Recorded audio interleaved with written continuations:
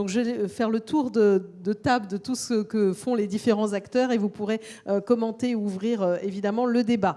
À vos côtés, donc on le reconnaît à son t-shirt, Julien Courtel, qui est chargé de relations et discours producteur chez Enercop. Et donc vous allez nous parler évidemment là de ce que vous faites, notamment en termes de dons solidaires. Bon, Enercop fait évidemment beaucoup de choses, on vous connaît, hein, ce producteur, on va dire, engagé, mais c'est évidemment sous cet aspect-là qu'on va en parler avec vous. À vos côtés, Anthony Joly, bonjour, vous êtes directeur de la maîtrise de l'énergie à la mairie de Besançon. Là encore, vous allez parler des actions que vous menez et notamment, on en parlait ce matin aussi avec André Joffre, Sol solidaire. Même Sophie Mourlon a souligné cette action qu'elle trouve évidemment importante pour les collectivités. Donc vous allez pouvoir nous en parler plus concrètement. Cécile Fontaine, qui est chef du service juridique à la FNCCR, qui va parler justement du rôle important des collectivités dans ces enjeux de transition énergétique, en particulier de lutte contre la précarité énergétique. Et puis Laurent Fussien, hein, qui est directeur général des services à la mairie de Malonnet. On avait reçu le maire, hein, Guillaume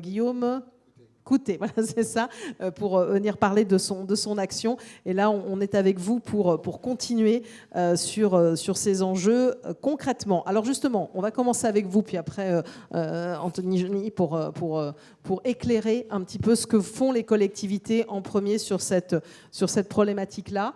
Donc je vais vous passer la parole déjà pour expliquer, vous, alors vous le dites, hein, votre inspiration, c'est le scénario Négawatt. Ouais. Déjà dire qui nous sommes et d'où je parle.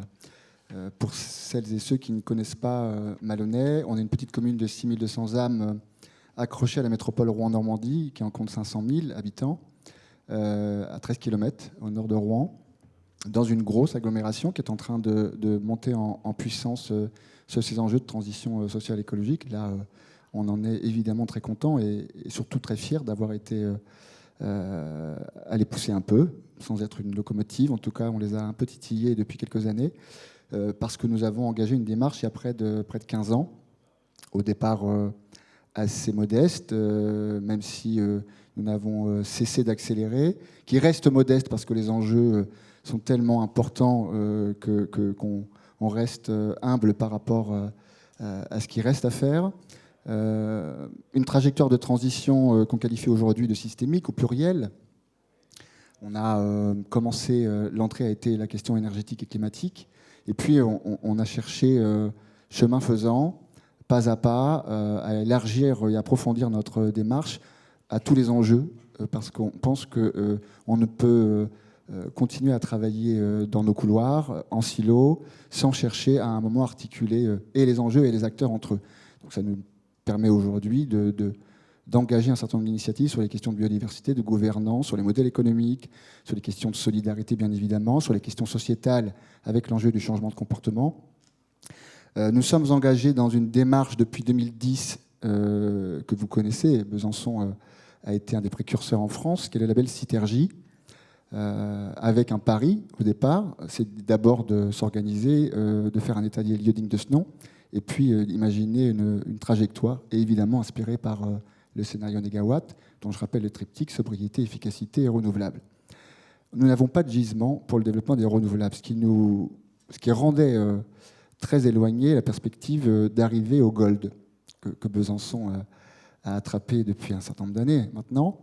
Il n'empêche que nous avons donc produit un effort considérable sur la sobriété, avec beaucoup d'actions visant à réduire les besoins en énergie, lutter contre le gaspillage, beaucoup d'actions d'efficacité. Nous avons rénové l'ensemble de notre patrimoine communal et permis ainsi de faire près de 35% d'économie d'énergie sur le patrimoine communal de la commune, ce qui fait quelques menues recettes. Et puis nous avons eu une certaine intelligence financière pour aller capter des subventions, notamment dans le cadre du TEPCV. Aujourd'hui, nous approchons le gold, puisque nous sommes à 71,5%, quelques pourcents du gold, mais là n'est pas l'enjeu. On n'envisage pas de s'arrêter à 75%, et la démarche est aujourd'hui très ambitieuse, même si nous butons sur un certain nombre de limites, de freins. Sur la question du développement des renouvelables, peut-être, comme je disais, que nous n'avons pas de gisement, c'est-à-dire pas de capacité d'installation d'éoliennes, de parcs solaires relativement importants. On est dans le nord un petit peu, même si le soleil brille On a fait le choix d'autoconsommation au moment où nous avons été lauréats de l'appel à projet TEPCV, qui nous a permis d'accélérer notre démarche. On a un peu cassé la tirelire, mais parce qu'on avait dévalisé la banque avant. C'est 10 millions d'euros de travaux sur notre patrimoine communal, sur nos mobilités, sur les espaces publics, et 2 millions obtenus de la part du ministère. Et sur ces 2 millions, nous avons fléché près de 750 000 euros sur le développement des toitures solaires en autoconsommation, avec une première convention signée en 2016 ou 2017, puis une deuxième en autoconsommation collective, avec 5 bâtiments raccordés à 2 toitures. Et puis aujourd'hui, et depuis le mois de décembre 2019, nous avons signé avec Enedis, qui est un partenaire fort et soutenant pour la commune. Nous avons raccordé les 12 installations solaires à nos 15 bâtiments, ce qui fournit à peu près 30% des besoins électriques du patrimoine municipal. On a testé avec le groupe Eaton sur notre église une solution de stockage. Donc, et on le disait l'autre fois, vous avez réussi à mettre ça sur l'église quand même. Hein. On parlait des bâtiments de France et du patrimoine. Oui, alors 2 choses là-dessus. C'est pas un bâtiment classé, donc ça facilite largement les choses.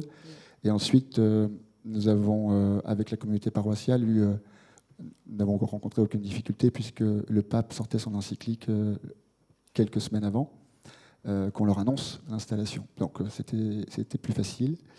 L'enjeu aujourd'hui, puisqu'on est très loin de devenir un territoire à énergie positive, vous imaginez, aujourd'hui c'est 1%. Donc il nous reste 99%. Ce n'est pas les mêmes pourcentages que pour Citergy. Il reste que nous avons comme ambition de développer une communauté énergétique citoyenne ou renouvelable. Je ne sais même pas si d'ailleurs on s'appuiera forcément sur ce que permet aujourd'hui la réglementation. Il manque encore un petit peu d'informations, mais l'idée c'est quand même de développer les ENR et de favoriser l'appropriation citoyenne de l'énergie. Comment on le fait ? Aujourd'hui, on est à quelques semaines d'une réunion rassemblant l'ensemble des acteurs rencontrés. Et là, ça a été un travail long, fastidieux, pour expliquer. Mais nous avons rencontré la plupart des acteurs sur le territoire, les 2 industriels présents, et Enedis, Legrand. Ils sont 450 employés sur la ville de Malonnet à produire un certain nombre de composants électriques et surtout des bornes de recharge électrique. L'entreprise Nutricet, qui fabrique des produits luttant contre la malnutrition dans le monde. Le premier bailleur public, le GA Immobilière, 2 autres propriétaires de locaux commerciaux et artisanaux, et puis des habitants que nous avions invités à partager leur épargne lorsque nous avons installé des toitures solaires sur 2 groupes scolaires, qui sont prêts aujourd'hui à faire le pari de créer cette communauté, nous permettant de dégager de véritables synergies, de compétences. Et donc, ça va fonctionner comment, cette communauté d'énergie ? Aujourd'hui, j'en sais rien. Vous avez déjà rassemblé les acteurs. Mais comme on a pris l'habitude de se lancer sans savoir comment ça fonctionne, même avec Enedis au tout départ, en 2016, Enedis ne savait pas comment ça fonctionnait l'autoconsommation. Et on l'a inventé ensemble, en passant beaucoup de temps.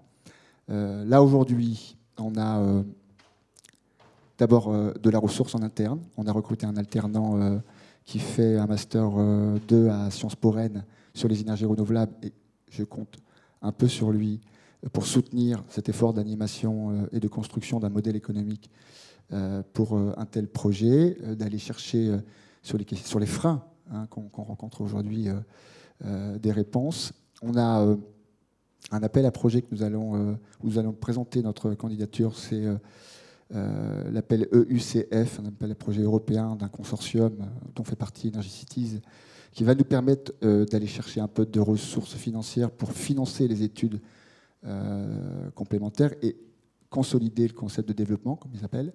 Et ça, c'est d'ici la fin de l'année, en espérant que nous serons lauréats, mais on fera tout pour. Et puis, on a une petite chance, c'est qu'on a réuni autour de nous un écosystème d'acteurs sachants, d'acteurs potentiellement investisseurs, d'acteurs qui viennent apporter par leurs compétences des briques.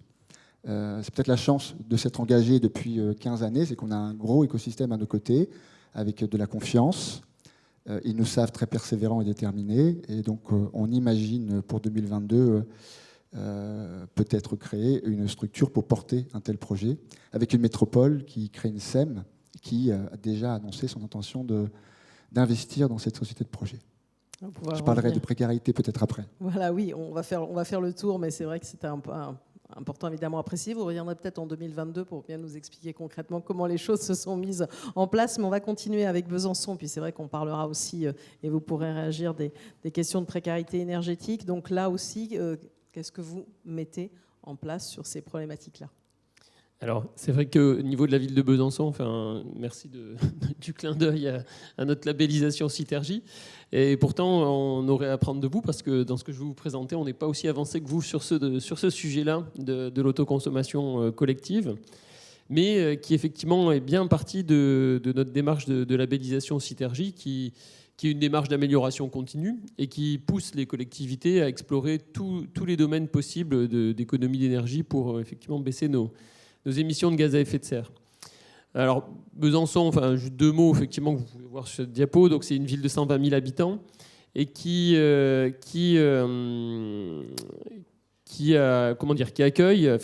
le quartier le plus pauvre de la région Bourgogne-Franche-Comté. Donc, c'est le quartier qui s'appelle Planoise. C'est un quartier de 20 000 habitants qui concentre tous les problématiques de ce type de quartier, de grands ensembles issus des constructions des années 60. Et donc ce quartier,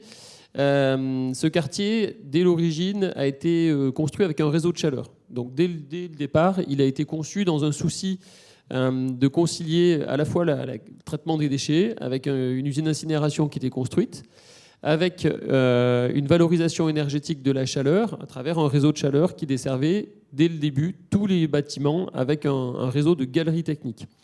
Donc c'est vraiment un point de départ très important de la démarche de la ville de Besançon, d'intégrer cette dimension économique et écologique et dans une vocation sociale. Parce que la ville de Besançon, c'est avant tout une ville d'innovation sociale qui a pris un certain nombre de dispositions assez innovantes. Et dans le cadre de nos programmes de maîtrise de l'énergie, il y a eu ce souhait justement en 2012, quand nous avons été labellisés Gold, de mettre en place une action d'accompagnement des ménages en situation de précarité. Avec une logique qui est aujourd'hui consacrée, qui est animée par le CLER avec le dispositif SLIM, donc c'est un service d'appui et d'information pour les ménages, et qui a été initié dans le cadre d'un autre programme C2E en 2012, donc notamment à la ville de Besançon. Et le parti pris de ce point-là, c'est de faire rejoindre la dimension sociale et la dimension technique. Des services sociaux qui accompagnaient des ménages, notamment sur la question de la précarité énergétique, il y en avait, mais qui n'avaient pas forcément la bonne efficacité, justement parce qu'il leur manquait cette dimension technique. Et donc on a, nous, fait l'inverse. Au lieu de recruter quelqu'un formé dans le domaine social, on a recruté un technicien énergie pour aller parler aux ménages. Et donc on a commencé à faire ces diagnostics et qui ont plutôt bien fonctionné avec une efficacité qu'on a mesurée avec des deuxièmes visites qu'on fait au bout de 6 mois ou 1 an. Et donc depuis cette période, on poursuit cet accompagnement des ménages qui reste modeste. On accompagne une centaine de ménages sur un potentiel, alors selon l'Observatoire de la précarité énergétique, d'une dizaine de milliers de ménages. Et donc voilà, ça c'est notre expérience où on a cet accompagnement en place et on a un programme de renouvellement urbain qui est en cours de constitution, qui va sur ce quartier de Planoise développer... alors là on est dans une optique de dédensification avec des démolitions de logements et rénovation d'une partie des logements, enfin en tout cas où on poursuit, et là ce coup-ci en allant à un niveau assez poussé de performance énergétique.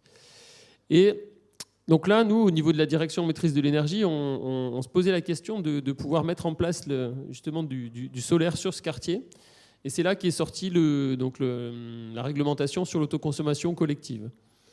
Et deuxième chance qu'on a eue, c'est qu'à ce moment-là également, il y avait un appel à projet de l'ANRU, ANRU+, sur l'innovation, qui nous a donné les moyens justement de lancer une étude sur ce sujet-là, de pouvoir développer l'autoconsommation collective à l'échelle d'un quartier. Donc on a fait une première approche assez macro, un type cadastre solaire. Donc on a vu qu'en fait la plupart de nos bâtiments étaient éligibles, éligibles en tout cas avec un potentiel solaire intéressant. Et en plus, sur ce type de construction, on n'a pas les problèmes de structure qu'on peut avoir sur les bâtiments tertiaires ou industriels, et avec globalement pas de surprise et une possibilité d'installer des panneaux sur les toitures. Donc, après, ça a commencé, donc ça c'est il y a 3 ans quand même, qu'on est rentré dans cette étude, avec d'abord beaucoup de réticence des partenaires, des bailleurs sociaux, qui ne croyaient pas du tout dans ce projet, qui effectivement sur le papier n'était pas rentable et ne l'est pas encore, et c'est d'ailleurs pour ça qu'on n'a pas encore de toiture photovoltaïque sur nos bâtiments. Mais néanmoins, on persiste cette construction d'un projet, alors qu'on a réduit aujourd'hui, pour une première phase, à une trentaine de bâtiments. Donc trentaine de bâtiments, ça fait à peu près 2000 logements dans ce quartier, pour une puissance d'un peu moins de 3000 kW qui seraient installés. Voilà, donc on a au moins 5 millions d'euros d'investissement. Aujourd'hui, on a une demande technique des bailleurs qui est de pouvoir implanter ces panneaux sur des potelets métalliques pour les surélever et désolidariser la gestion de la toiture de la gestion de l'installation photovoltaïque. Donc c'est quelque chose qu'on comprend bien en termes d'exploitation et de souhait de maîtriser leur toiture et de pouvoir régler leurs problèmes de dégâts des eaux ou de rénovation si nécessaire. Néanmoins, c'est vrai que ça complique notre équation économique assez fortement. Bon, néanmoins, donc voilà, on avance sur ce projet-là. On a été accompagné par Texol sur toutes les études techniques. Et aujourd'hui, donc, ce qui pourrait, et ce qui est l'ADN de cette opération, c'est de pouvoir apporter une économie de charge aux locataires d'environ 10% de leur facture d'électricité, qui viendrait se cumuler aux autres efforts qui sont faits par ailleurs. Donc je parlais tout à l'heure, dans le programme de renouvellement urbain, on a la rénovation des bâtiments qui est un premier axe, mais on a aussi des investissements et des évolutions sur le chauffage urbain qui ont permis déjà d'avoir une baisse des factures de 15% pour la partie chauffage. Et enfin, le dernier axe, c'est d'associer à l'autoconsommation collective un programme fort d'accompagnement, comme on le pratique de manière un peu ciblée, ponctuelle, sur une centaine de ménages avec le SLIM, et de pouvoir généraliser ce mécanisme d'accompagnement sur tous les ménages qui rentrent dans l'opération d'autoconsommation collective. Et donc cet autre pan de l'opération, nous c'est ce qu'on constate dans nos d'ores et déjà, ça permet de générer à peu près 10% supplémentaires de baisse de la facture. Donc aujourd'hui, l'ambition, voilà, elle est d'avoir un impact assez fort sur les charges énergétiques des habitants du quartier, et avec des axes qui sont à peu près certains, et un dernier, donc le photovoltaïque, qui nous reste à confirmer avec un plan de financement qui est en cours d'élaboration avec les bailleurs, avec les partenaires, dont notamment donc effectivement Sol Solidaire, auquel nous avons postulé en termes d'appel à projet l'année dernière, donc qui a retenu 2 de nos bâtiments. Et donc là, nous souhaitons poursuivre, puisque ce modèle est particulièrement intéressant. Oui, pour le rappeler, il avait été dévoilé aussi ici, mais c'est d'orienter des fonds privés, voilà, vers le financement de projets solaires, en particulier dans le résidentiel social. Et c'est une des pistes qu'on souhaite creuser avec Sol Solidaire pour aller sur notre trentaine de bâtiments. C'est de pouvoir appliquer ce modèle en local, puisqu'on a aussi un tissu économique à Besançon qui pourrait être mobilisé et participer directement financièrement à cette collecte de fonds à travers ce mécanisme de mécénat. Donc on aimerait bien aussi arriver à avoir cette logique de circuit court jusqu'au plan de financement. Donc une logique de financement participatif, oui, mais plus du côté, en faisant appel à la responsabilité sociale et environnementale des entreprises et ces mécanismes assez intéressants. Alors vous pourrez commenter aussi éventuellement sur les difficultés que vous rencontrez, de prochaines étapes. Ça va faire l'occasion aussi pour débattre, mais on va poursuivre ce tour de table avec vous, Cécile Fontaine, et donc chef du service juridique de la FNCCR, pour montrer aussi, c'est avec votre casquette évidemment, les outils juridiques dont disposent les collectivités territoriales. Ça s'allume tout seul normalement. Ah oui, il n'y a pas besoin d'allumer. La régie est active. Allez-y. Parfait. Donc tout le monde m'entend.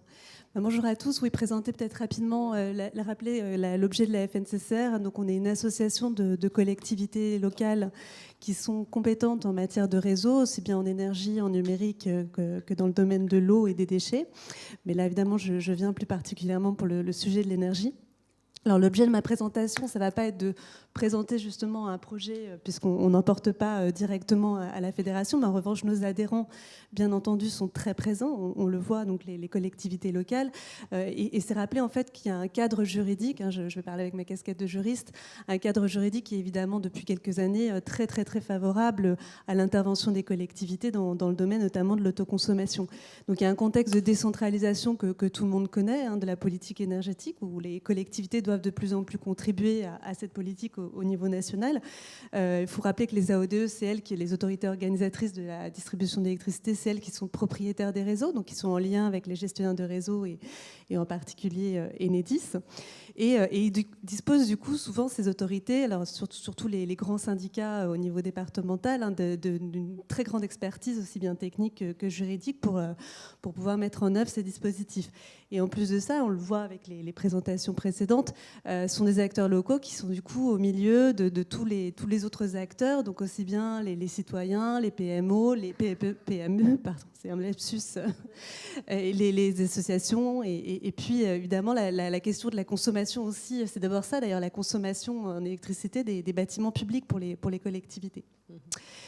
Alors une compétence, donc là je vous fais un petit rappel du 3, mais c'est important parce qu'en fait les collectivités locales ne peuvent intervenir que dans les champs qu'on leur a bien écrits, prévus dans la loi, et dire que les autorités organisatrices de la distribution, elles sont compétentes à la fois en matière d'efficacité énergétique et notamment de lutte contre la précarité énergétique, ça c'est clairement écrit dans le Code général des collectivités locales, territoriales, mais également elles ont une compétence en matière de production. Et elles se sont beaucoup investies dans ce domaine, alors souvent par le biais de sociétés d'économie mixte, c'est rarement elles directement, mais des grandes sociétés d'économie mixte qui ont été créées notamment par des syndicats d'énergie et qui développent un certain nombre de projets dans les territoires et qui du coup, ces projets peuvent aussi se placer dans le cadre de l'autoconsommation. Et puis demain, je dis demain parce qu'on n'a pas encore le décret d'application, c'est sans doute pour ça que vous avez du mal à avoir exactement les conditions dans lesquelles mettre en place les communautés d'énergie, mais voilà, demain seront les communautés d'énergie renouvelables, les communautés énergétiques citoyennes, où évidemment les collectivités ont un rôle particulier à jouer, notamment dans la gouvernance de ces structures. Donc, une compétence, mais également, du coup, la possibilité aussi de mutualiser, parce que on sait bien comment est organisé le système de la distribution publique d'électricité en France. Il y a un grand principe, la péréquation nationale, qui est très important et que personne ne veut remettre en cause.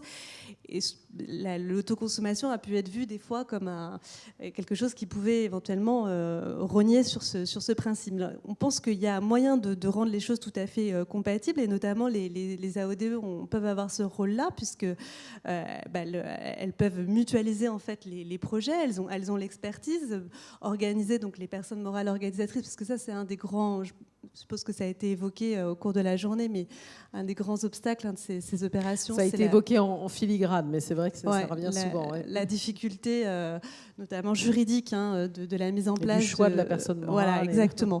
Et là, les AODE peuvent avoir un rôle à jouer, et pourquoi pas jouer ce rôle de PMO. La cohérence entre différentes opérations, pour ne pas, qu'il y ait une certaine cohérence par rapport à la gestion des réseaux, qu'il n'y ait pas d'impact négatif. Elles peuvent s'appuyer sur les CMENR pour la production. Et puis, d'ores et déjà, en matière d'innovation contractuelle, on parlait des corporate PPA, des contrats, des circuits courts en matière d'achat d'énergie, comme très souvent, elles ont mis en place des groupements de commandes d'achat d'électricité ou de gaz.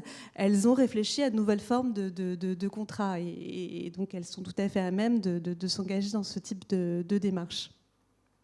Voilà, alors certains de nos adhérents, je citerai le CIDEV notamment, le CIDELA, Morbihan Énergie, Métropole de Nantes, qui ont mis en place ce type de projet très innovant sur leur territoire. Et puis alors je fais le lien, cette dernière diapo, c'est pour faire le lien entre la production et la fourniture, parce que AODE, c'est Autorité organisatrice de la distribution, on les connaît surtout pour ça, pour le fait qu'elles ont les réseaux et elles les concèdent, mais elles sont également les autorités organisatrices de la fourniture d'électricité, et vous voyez le lien que je veux faire. Demain, on voit bien que compte tenu du sort, de l'avenir des TRV qui reste encore incertain en matière d'électricité, il faudra peut-être trouver de nouveaux contours à ce service public de la fourniture et notamment, pourquoi pas, du coup, ces nouvelles offres qui se développent. Est-ce que ça ne pourrait pas préfigurer finalement une nouvelle façon d'assurer le service public de la fourniture aux usagers et notamment aux plus précaires? Voilà, et puis l'autoconsommation, c'est sans doute, comme on a une grande liberté, finalement, il y a une certaine complexité avec la mise en place d'une PMO, mais ensuite, on a une grande liberté contractuelle dans les échanges, dans l'organisation des échanges, et donc du coup, de pouvoir mettre en place des outils de lutte contre la précarité énergétique, avec pourquoi pas des dons d'électrons. Voilà. Puis enfin, le développement des communautés d'énergie, mais ça, on reste encore un peu dans l'attente des textes réglementaires. C'était important de rappeler ce cadre-là, puis de toute façon, vous pourrez rebondir et commenter, mais ça ouvre justement les discussions qu'on va avoir dans un instant avec Sébastien Delpont. Mais je voulais voir maintenant le point de vue, puisque vous avez parlé aussi du lien entre les producteurs aussi et les collectivités, aussi ce que met en place Enerplan avec Julien Courtel. Voilà, vous faites évidemment beaucoup de choses, un fonds de dotation énergie solidaire et ce don aussi d'énergie dont vous allez nous parler. Ben oui, merci beaucoup. Bonsoir à toutes et à tous. Je vais pouvoir commencer. Je vais revenir rapidement sur Enercop, qui on est. On est un fournisseur d'électricité, on est une coopérative et on est une entreprise de l'économie sociale et solidaire. Et donc, ça veut dire que notre boulot, c'est d'émettre des factures pour nos clientes et nos clients qui consomment de l'électricité. C'est des particuliers, des collectivités et des grands comptes. Et ce qu'on fait de cette facture, notre promesse à ces clientes et ces clients, c'est de l'utiliser pour accélérer la transition énergétique. Et notre vision de la transition énergétique, la nôtre aussi, elle est basée sur le scénario Négawatt et ses 3 piliers. Donc, on va d'abord travailler à développer des circuits courts de l'électricité. Je crois que vous connaissez avec Malonnet, je ne sais pas pourquoi. On se connaît aussi avec Besançon. On se connaît toutes et tous ici autour de cette table. Donc, on va accélérer la transition énergétique en accompagnant des producteurs d'électricité renouvelable, en les accompagnant à leur sortie de terre. Et on n'oublie pas non plus les 2 autres piliers de cette transition pour lesquels on développe des outils. Il y a la sobriété. On met beaucoup de choses en place pour nos clientes et nos clients pour les aider à réduire leurs factures, à réduire leur consommation, et on y réfléchit avec eux. Et puis, on a aussi mis en place un outil qui est énergie solidaire pour répondre à la question de l'efficacité. Et ça tombe très bien parce qu'un moyen d'améliorer l'efficacité dans la transition énergétique, c'est lutter contre la précarité énergétique. Et donc ça, c'est vraiment, c'est dans nos statuts, c'est depuis le début. Enercop, qui existe depuis 2006 ou 2007, cherche à accélérer des actions de solidarité et de lutter contre la précarité énergétique. Ça veut bien dire que pour nous, ça n'est pas une conséquence de la transition énergétique, la lutte contre la précarité énergétique, ça en fait partie. C'est intrinsèquement lié. Et du coup, une association qui s'appelle les Amis d'Enercop a créé ce fonds de dotation qui s'appelle Énergie solidaire. Et ce que fait Énergie solidaire, ce sont collecter des dons et va utiliser ces dons pour aller financer des associations locales qui sont, elles, engagées dans la lutte contre la précarité énergétique. Et je pense qu'on peut passer au prochain slide pour vous donner une petite présentation d'Énergie solidaire. Donc, Énergie solidaire, ça existe depuis 2019. Énergie solidaire a collecté quelques 120 000 euros qui ont déjà été redistribués. Et là, vous avez une liste d'associations auxquelles cet argent a été redistribué. Et ça, c'est quelque chose d'assez intéressant. C'est-à-dire que les associations, les forces sont déjà là pour lutter contre la précarité énergétique. C'est fastidieux, c'est long, c'est très dur comme combat, cette lutte contre la précarité énergétique. Il y a des associations, ce qui leur manque, c'est de l'apport en argent. Voilà. Donc, on est là pour les aider à avoir accès à tout ça, pour qu'elles mettent leurs actions en place en local. Vous avez en dessous là, des types d'actions qui sont à mettre en place. Puis je me rends compte que finalement, on a beaucoup parlé de précarité énergétique, on n'a même pas encore défini forcément ce que c'était. Et même si on est un peu au courant, ça vaut le coup de le rappeler, on parle de foyers, de gens qui soit vivent dans des passoires thermiques, soit n'ont pas les moyens de se chauffer convenablement. Et ça concerne beaucoup de personnes en France, puisque d'après Énergie Solidaire, ce sont 12 millions de personnes en France qui sont en situation de précarité énergétique. La précarité énergétique, ça implique par du mal logement, ça peut impliquer des maladies. C'est un chiffre quand même impressionnant au vu de la population. On est quoi, sur un cinquième, un sixième on peut même dire que c'est un chiffre terrible. Ouais, voilà. Donc, autant lutter contre. Voilà. Et je propose que je vous présente la suite. Du coup, Énergie Solidaire a récupéré de l'argent principalement auprès de donateurs qui sont des particuliers, qui sont des clientes, des clients et puis des gens d'un peu partout en France. Et on a élargi ce dispositif aux producteurs et productrices d'électricité. Et on a mis en place du coup des systèmes de dons pour ces gens-là. Et comment on fait ? Eh bien, on va déjà s'adresser aux producteurs qui sont en autoconsommation. Et notamment, ça marche assez bien auprès des collectivités. Les collectivités, du coup, autoconsomment, et puis il y a quand même un petit surplus. Eh bien, ce surplus, pour certaines des collectivités qui sont en autoconsommation, on le rachète. Mais désormais, ces collectivités ont la possibilité d'en faire un don. Ça veut dire que nous, la collectivité va nous faire une facture à 0 €, et nous, cette énergie, on va la transformer en sa valeur monétaire que l'on paye d'habitude à nos producteurs pour en faire un don à Énergie Solidaire. Et Énergie Solidaire va aller trouver les associations proches de la collectivité avec laquelle on a mis en place ce don pour mettre en place les actions qui répondent au local au défi de la précarité énergétique. Voilà, du coup, on est dans cette idée de boucle, de circuit court finalement, où tout reste sur le territoire qui est concerné.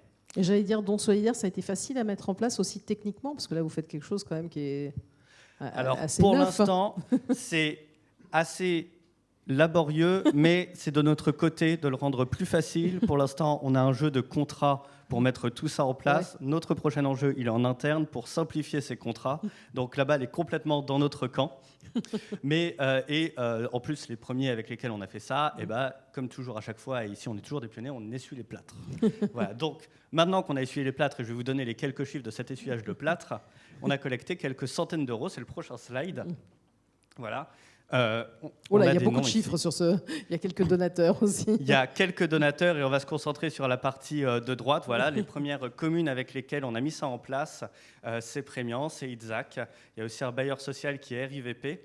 J'ai aussi mentionné Céléwatt, qui n'est pas en autoconsommation, mais qui est un collectif citoyen qui est très engagé dans ce que doit être la transition énergétique citoyenne et qui, comme en tant que collectif citoyen, n'a pas forcément d'objectif de rentabilité, en profite pour plutôt flécher une partie de ce que Enercop leur reverse dans des actions de lutte contre la précarité énergétique. Voilà, donc on est encore sur des petits montants, du coup ça peut que monter, mais ça me permet d'utiliser cette présentation pour annoncer ce mécanisme de don d'énergie.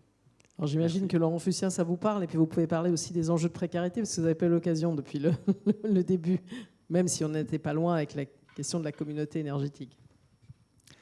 Ouais, on s'est inspiré également du programme SLIM pour traiter et prendre en charge cette question dramatique de la précarité énergétique, parce que on est sur une précarité qui fait écho à d'autres formes de précarité. Et quand on agit sur l'une, notamment par le mode d'intervention, on fait des visites à domicile par des professionnels de l'inclusion et de l'action sociale.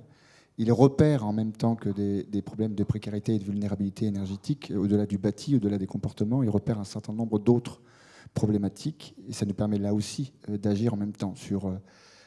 par exemple, des problèmes d'accès à certaines formations, des problèmes de mobilité, des problèmes d'accès à l'alimentation. Et on fait en sorte de relayer cette information qu'on va obtenir. C'est rare d'aller chez les gens. Et à cette occasion-là, vous observez un certain nombre de choses qui sont extrêmement précieuses. Et donc on a en partenariat avec une épicerie sociale sur le territoire pour flécher quand il y a des problématiques. Et quand vous intervenait sur les sujets de précarité. On a visité près de 80 ménages depuis qu'on a mis en place ce service d'accompagnement à la maîtrise de l'énergie. On a évité d'employer le terme de précarité ou de vulnérabilité énergétique pour ne pas stigmatiser, puis parce que le SAM, au départ, est ouvert à tous les ménages qui veulent réfléchir à leur facture et à leur consommation d'énergie. Néanmoins, les visites se font chez les personnes en situation de précarité. Le plus difficile est d'assurer un suivi, parce que plus vous augmentez le panel de ménages, on est un peu dans la dentelle parfois, plus le suivi, ça suppose une deuxième visite, etc., etc. Mais comme effet positif, on a constaté que, d'une part, on est arrivé à capter les financements qui sont extrêmement compliqués, surtout qu'on n'a pas encore de service public de la rénovation énergétique sur la métropole rouennaise. On a des espaces info-énergie. Et là, avec la création d'une SPL sur la métropole de Rouen, avec des moyens considérables, quand je dis considérables, c'est près de 60 ETP qui sont prévus à terme pour accompagner les copropriétaires, les propriétaires, les entreprises et les collectivités publiques de la métropole Rouen-Normandie dans cet enjeu de rénovation. On espère avoir des relais demain pour aller plus loin. Mais sur les questions de précarité, ça représente un quart de temps pour notre responsable du CCAS, qui a été formé au diagnostic socio-technique. Ça nous coûte 3 000 € par an, parce que les certificats d'économie d'énergie précarité nous permettent de financer, et ça c'est quand même pas négligeable dans le cadre du dispositif du SLIM.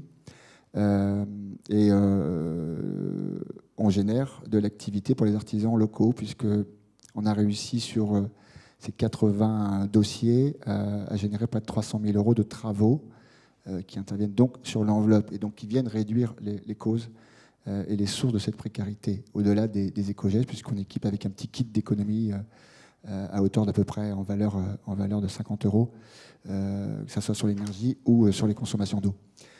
Il nous manque une brique, c'est la question du coût de l'énergie directement. Alors, problématique en termes de précarité porte principalement sur le chauffage et un peu moins sur l'électrique.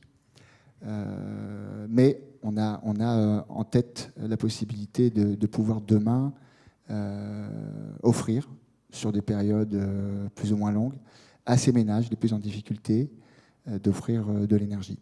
Je veux juste rappeler un élément qui est quand même déterminant sur les questions de précarité. C'est que nous, on fait de la dentelle, mais quand on travaille avec les bailleurs sociaux, comme on le fait depuis près de 10 ans, à les accompagner par des dispositifs de minoration foncière, avec un accompagnement auprès des futurs locataires notamment, on arrive à des choses qui sont vraiment intéressantes. Sur Malonès, c'est près de 65% du parc public, c'est-à-dire en gros près de 450 logements sur les 720 logements publics du territoire, qui ont fait l'objet de rénovation ou qui sont des programmes de construction. Et aujourd'hui, ça représente 65% du parc au niveau BBC. Et quand 65% au niveau BBC, et sur ces 65%, c'est près de 15% au niveau BPOS. Donc quand vous avez des factures d'énergie à 120, 150, 200 € par an, là, on commence à traiter le problème à la source. Ça nous libère une capacité d'intervention sur le parc privé. Et voilà, c'est quelque chose d'assez vertueux. Et on espère effectivement à un moment trouver une solution pour offrir de l'énergie pour ceux qui sont en grande difficulté. Alors là, on vient de balayer, on va dire, le rôle des acteurs, on l'a vu, des collectivités et leur lutte contre la précarité énergétique. On a vu aussi comment les producteurs pouvaient s'engager. Vous avez parlé, Cécile Fontaine, aussi d'une réflexion finalement plus globale sur le service public de l'énergie. C'est ce qu'on va engager avec Sébastien Delpont, donc de Greenflex, et qui est copilote donc, de ce groupe de travail dédié du think tank La Fabrique écologique à cette réflexion, on va dire, sur notre futur énergétique et le service public de l'énergie. Je vous passe la parole. Bonjour à tous. Donc effectivement, moi je suis un professionnel de la transition et j'ai fait le constat, comme beaucoup de personnes autour de la table, que clairement on a un système énergétique qui est très peu solidaire. On a des gros problèmes de précarité énergétique et il va falloir maintenant que collectivement on trouve des moyens de changer d'échelle. Et on a lu aussi le rapport du GIEC cet été, on a vu les gilets jaunes. Et il y a un moment, on ne peut pas en rester aux expérimentations à petite échelle ô combien précieuses, et merci à ceux qui les portent. Et la réflexion, c'était de se dire autour d'un think tank, donc c'est un cercle de réflexion de différents professionnels, hein, dans lequel on représentait des ONG, des syndicats, des collectivités, des entreprises qui essayent de réfléchir ensemble comment on peut arriver à changer de braquet sur ces questions. Et je serais d'ailleurs ravi de prendre le temps d'aparté avec certains autour de la table pour avoir leurs idées. Mais l'idée, c'est justement de prendre la parole. Ils vont vous les donner après, vous allez voir. J'en doute pas.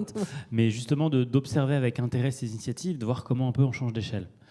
Si je prends un parallèle qui nous semble faire du sens, c'est qu'il y a un moment, il y avait beaucoup d'initiatives et de réflexions sur les invendus alimentaires, comment mieux donner à manger aux plus pauvres. Et puis à un moment, il y a eu des amendements Coluche.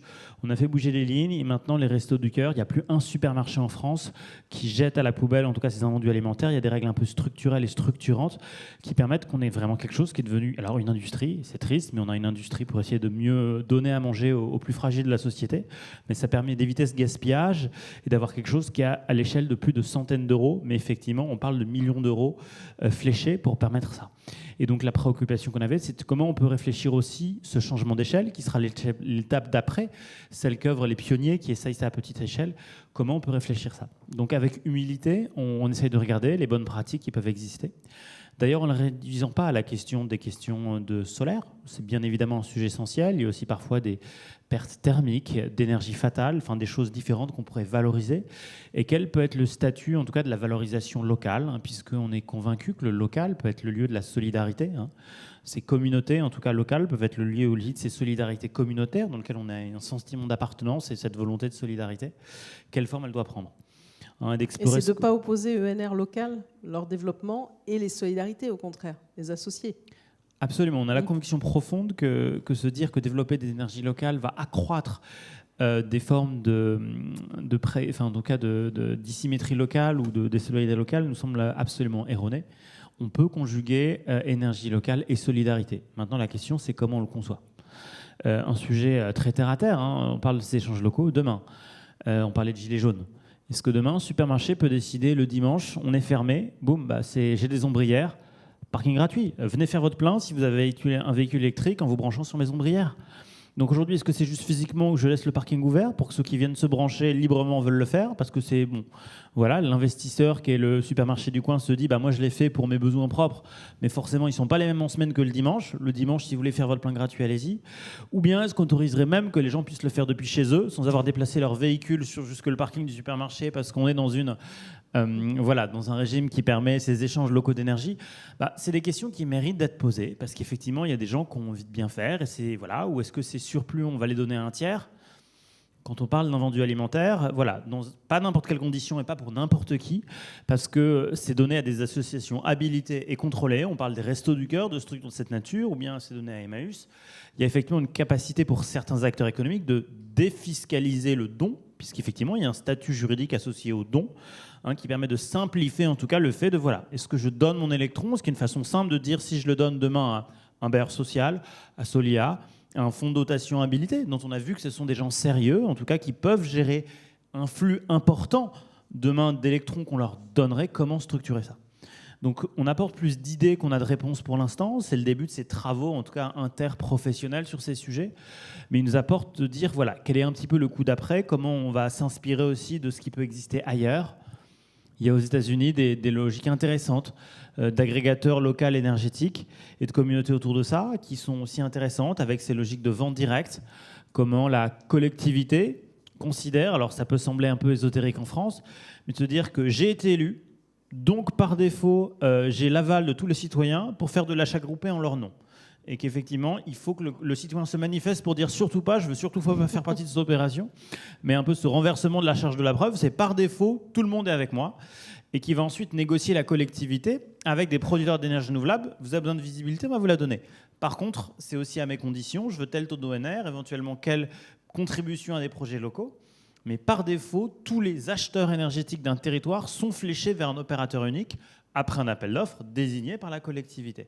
Mais c'est des logiques qui permettent de combiner aussi des offres de solidarité, des conditions fixées par des élus, qui ont une légitimité en tout cas républicaine, en tout cas pour prendre ces décisions, et à leurs critères, pour voir, voilà, parce qu'aujourd'hui, je pense qu'on se fourvoie un peu quand on restreint la question de solidarité à la péréquation tarifaire, qui est certes intéressant parce qu'elle donne une péréquation géographique, mais qui est en rien une péréquation sociale. Et que voilà, se dire que l'urbain contribue le rural, c'est bien, quand effectivement c'est des habitants de quartiers riches qui financent effectivement les gens en difficulté de quartiers ruraux, mais il y a aussi des gens qui sont pauvres en milieu urbain, qui contribuent de façon solidaire le fait que des gens riches en milieu rural bénéficient de leur gentille contribution. Donc il y a peut-être aussi, je sais que c'est vu comme une vache sacrée auquel il ne faut pas toucher, la péréquation tarifaire, mais sans en contester le principe, doit-on s'interdire de moduler ou de faire évoluer les formes de ces redistributions salutaires? En tout cas, je pense que le débat mérite d'être posé. Nous, on ne s'interdit pas de choses, on verra ce que sera le consensus des acteurs qui réfléchiront autour de la table, mais se dire quelles sont des nouvelles règles peut-être fiscales.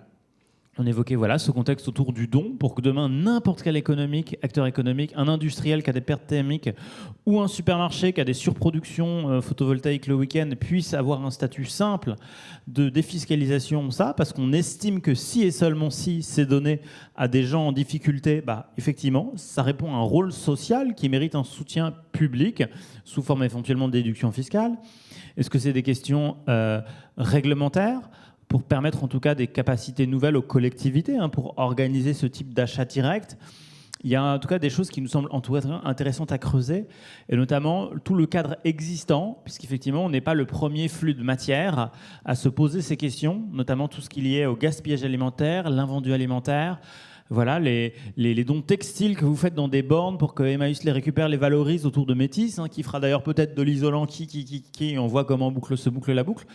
Mais je pense qu'on doit oser se poser la question de ce changement d'échelle pour que ces pratiques de solidarité énergétique changent de braquet. Mais c'est peut-être aussi ces exemples, et ce que vous dites, on voit ces collectivités qui bougent, parfois qui s'engagent, qui prennent les devants, qui sont pionnières. Là, j'ai vu normalement que la commission mixte paritaire, Assemblée-Sénat, envisageait la possibilité, alors on n'est pas dans la précarité, mais pour une collectivité territoriale, d'émettre des obligations pour leur projet de financement participatif. On le voit, on en a parlé ce matin, de mettre la PPE à l'échelle régionale. Donc en fait, on sent que finalement tout ce qu'on voyait bouillonner en région, dans les collectivités, remonte, et que ça fera sûrement, on va dire pas autrement, bouger les lignes aussi de la réglementation. On l'espère, parce que je pense qu'il y a beaucoup de choses à imaginer. Après, on doit être dans une logique un peu créative, s'inspirer avec humilité de voir ce qui fonctionne, s'inspirer de ces porteurs de projets qui témoignent de leurs difficultés. Et nous, ce qu'on veut être, c'est une chambre d'écho, en tout cas, de mesures qui sembleraient, en tout cas, en capacité de faire bouger un peu les lignes, parce qu'effectivement, on a cette intime conviction avec la quinzaine de professionnels qui réfléchissent à nos côtés.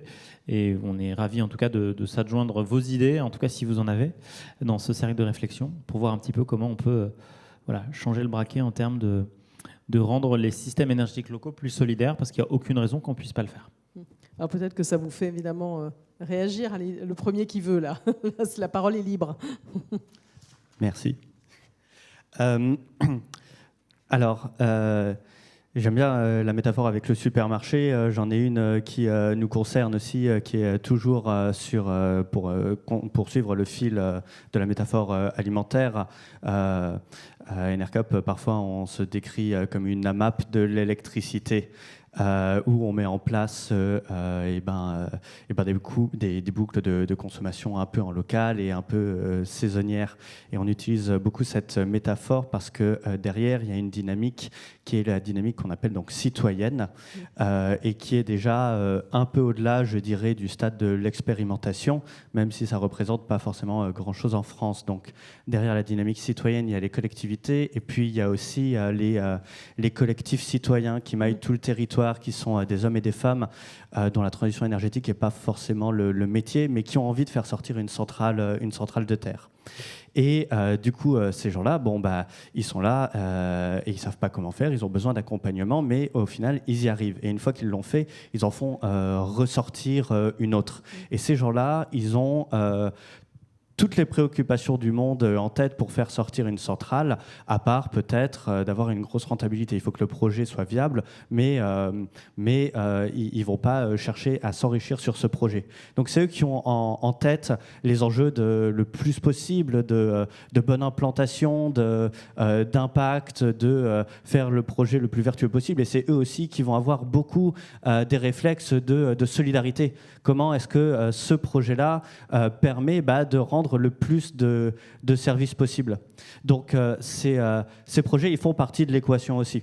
Il y a des pistes à trouver justement sur comment est-ce qu'on aide cette dynamique, comment est-ce qu'on les intègre dans les projets, au-delà même du financement participatif, comment est-ce que les citoyens ont du capital dans les projets et donc des pouvoirs de décision. Voilà. Et ces projets sont partout dans les régions. C'est pour ça, ce matin, on parlait du décret. Et il y a des projets citoyens qui s'inquiètent du fait qu'avec le décret sur l'OA, les aides régionales ne pourront pas être cumulables avec une aide d'État. C'est parce que c'est des projets citoyens comme ça qui ont encore parfois besoin de cette aide. Mais du coup, cette aide et tout l'argent que reçoivent ces projets citoyens, c'est de l'argent qui reste aussi beaucoup en local, qui reste à la maison, comme on a dit tout à l'heure, vraiment la maison juste sur le département. Donc il y a tout un levier, je pense, là-dessus, justement pour voir un peu le changement d'échelle. En tout cas, ça, c'en est un des piliers, je pense. Est-ce que Anthony Joly voulait réagir ? Je pourrais ajouter qu'effectivement, on travaille sur cet axe-là de solidarité, notamment avec les opérateurs énergétiques. Donc, je le disais, on a un réseau de chaleur. On a notre exploitant du chauffage urbain qui contribue volontairement à notre démarche de précarité énergétique, qui finance le poste de conseiller. On a également GRDF qui participe sur le reste du territoire. Donc, on essaye bien de développer déjà cette solidarité-là qui s'exprime. Et c'est vrai que nous, dans notre opération, comme on part sur une opération assez large avec une dimension importante, puisque voilà, la première phase, c'est ces 30 bâtiments dont je parlais, mais on souhaite que derrière, ça puisse être généralisé. Et c'est vraiment là-dessus qu'on travaille, c'est sur trouver le modèle qui permettra ça. Et c'est vrai qu'on a un énorme travail d'acculturation dans ce domaine-là, où finalement, même quand on a une bonne dizaine d'années de Citergie derrière nous, eh bien, par rapport aux acteurs du territoire, on a encore beaucoup à faire pour les associer, les mobiliser sur ces mécanismes-là, qui sont effectivement nouveaux et qu'ils ne connaissent pas. Donc là-dessus, c'est vrai qu'on travaille beaucoup sur cette pédagogie-là, avec d'autres acteurs, donc on a le soutien du Club FAS, donc lutte contre l'exclusion. On a des acteurs locaux, des opérateurs qui sont aussi intéressés, des entreprises citoyennes de production d'énergie renouvelable. Donc on essaie de mobiliser toute cette qui n'est pas encore une communauté d'énergie, même si on voit bien qu'on pourrait y aller assez... dès qu'on saura exactement comment ça se constitue et comment ça peut fonctionner, mais on avance bien dans ce domaine-là. Est-ce que Cécile Fontaine va réagir à la question globale aussi de ce qu'on dit, de réfléchir à un autre service aussi et comment les collectivités peuvent les porter ? Oui, par rapport à ce que disait Sébastien Delpont, effectivement. Alors tout à l'heure, j'ai évoqué la péréquation nationale, et c'est plus une péréquation aujourd'hui, en effet, territoriale. Et l'idée, c'était plus la critique qu'on peut entendre, c'est plus sur le turbo-autoconso qui pourrait remettre en cause. C'est absolument tout à fait compatible avec tous les dispositifs de lutte contre la précarité énergétique. Il y a toujours eu des tarifs sociaux et un TURP national. Et là, maintenant, on a un chèque énergie. Pour moi, il n'y a pas d'incompatibilité du tout entre les deux sujets. Ce que je trouvais très intéressant aussi, c'est cette idée donc d'introduire l'exemple étranger que vous donniez, ce cahier des charges. On est vraiment dans cette logique-là, de faire le lien beaucoup plus qu'avant, je pense, entre la production, parce que les collectivités sont très présentes dans la production, leur activité en matière de production d'ENR et leur activité en matière de fourniture. Longtemps, aujourd'hui encore, en l'état du droit, le service public de la fourniture, c'est la fourniture au TRV. Et je pense qu'à l'avenir, il y aura sans doute un lien à faire entre cette cette activité de production et cette activité de fourniture et pas uniquement des groupements de commandes pour les collectivités, mais pourquoi pas demain pour les usagers sur le territoire. C'était intéressant le dispositif que vous évoquiez, ça fait penser en fait les opérations d'autoconso collectif qu'on peut avoir dans le logement social où effectivement de fait, de plein droit, on est dedans et il faut... voilà, je ne sais pas si ça serait acceptable en France, mais en tout cas, il y aurait cette idée de cahier des charges. Moi, je trouve ça très intéressant et ça rejoint complètement cette logique de service public. Ouais. Je crois que Richard Loyer a une question, si on peut lui transmettre un micro. C'est vrai que c'est marrant, dans un pays très communiste qui s'appelle les États-Unis, ça passe. Donc c'est amusant de voir effectivement à quel point l'innovation peut te porter sur un territoire. Il n'y a plus personne pour un micro, là. Richard va devoir monter sur ça. Si, il est là. C'est pour Richard. Voilà, merci. Oui, c'est juste pas qu'une question, mais c'est un peu pour partager une réflexion. Je l'ai déjà présenté, mais j'ai l'impression qu'on vit dans un pays de Shadok. C'est pourquoi faire simple quand on peut faire compliqué. Et c'est sans doute un des axes de réflexion pour la fabrique écologique, c'est la simplification. Je m'explique. Aujourd'hui, pour l'opération d'autoconsommation collective, normalement, on doit payer la TICFE.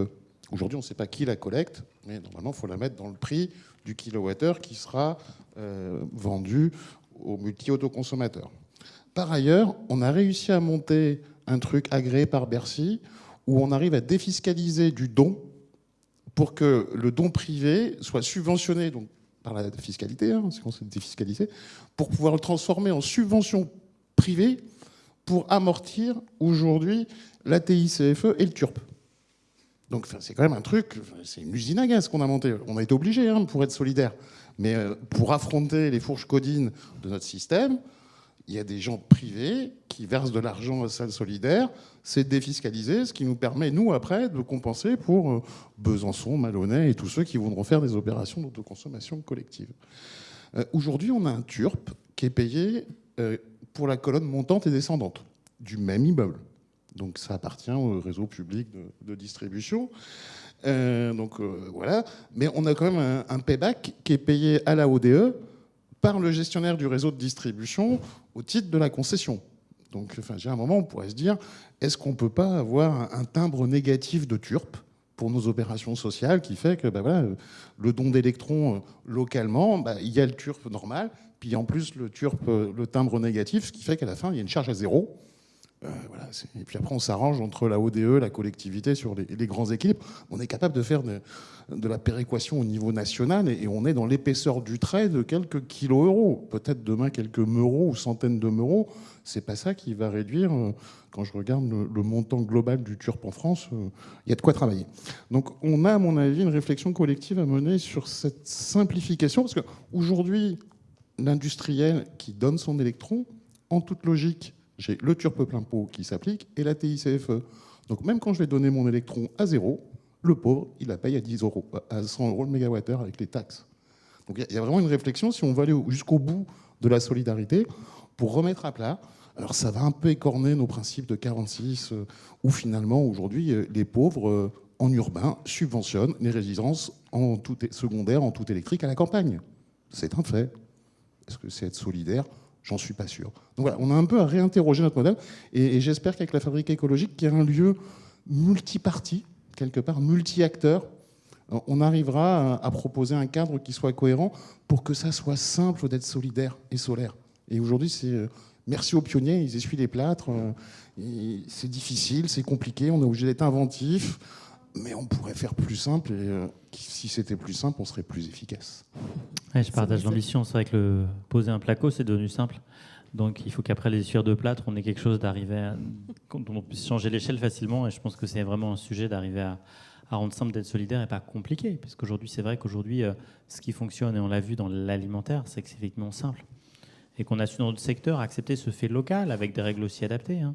Aujourd'hui, de la vente directe, un agriculteur qui a un petit niveau de production et qui va au marché à 40 km de chez lui vendre sa production, il y a un cadre légal, stable, qui permet à ces gens-là, dans une certaine mesure, de vendre ça. Dire qu'un producteur local qui vend juste ses électrons en vente directe à quelques kilomètres et un statut aussi simple que l'agriculteur qui vend ses betteraves sur le marché, c'est des choses où, en termes de simplicité administrative, on n'a justement pas voulu les emmerder, les agriculteurs, avec des règles trop compliquées. C'est ce qu'ils demandaient et ce qu'ils ont obtenu.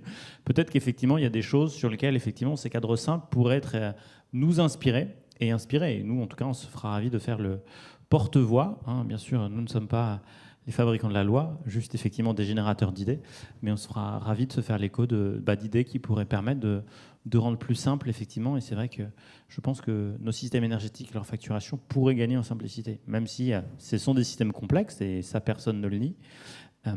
Mais effectivement, c'est un enjeu majeur qu'il faudrait qu'on adresse. Je partage tout à fait l'ambition.